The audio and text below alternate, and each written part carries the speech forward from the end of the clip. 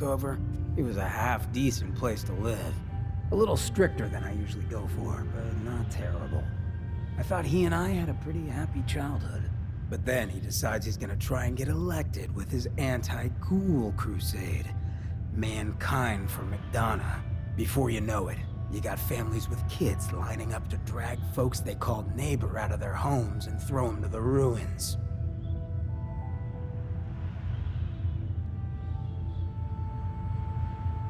Why did McDonough campaign against the ghouls? Because he thought he could win. There'd always been a pretty clear divide between the folks living in the stands and those down on the field. I'm not convinced they didn't do it just to improve their view. I remember storming into his office above the stands after the inauguration speech. He was just standing there, staring out the window, watching as the city turned on the ghouls. He didn't even look at me. Just said, "I did it, John. It's finally mine." Should have killed him right there, but I don't think it would have changed anything. Instead, I pleaded with him, begged him to call it off. He said he couldn't.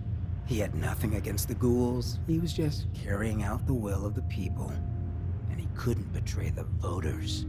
And then he smiled. That hideous fucking mile-long smile.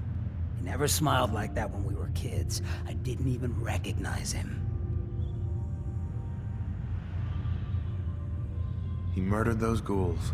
Him and that whole damn city.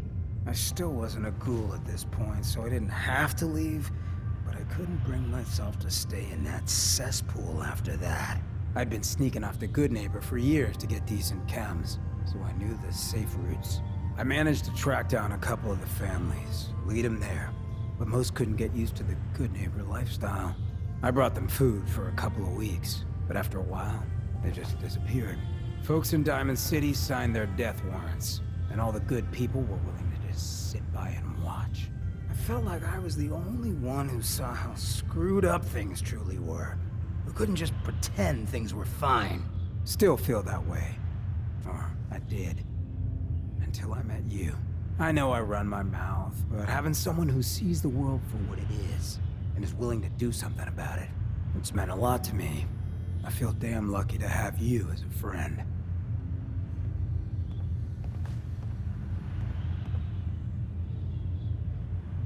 Doesn't seem like there's a lot of competition for the post. You ain't lying.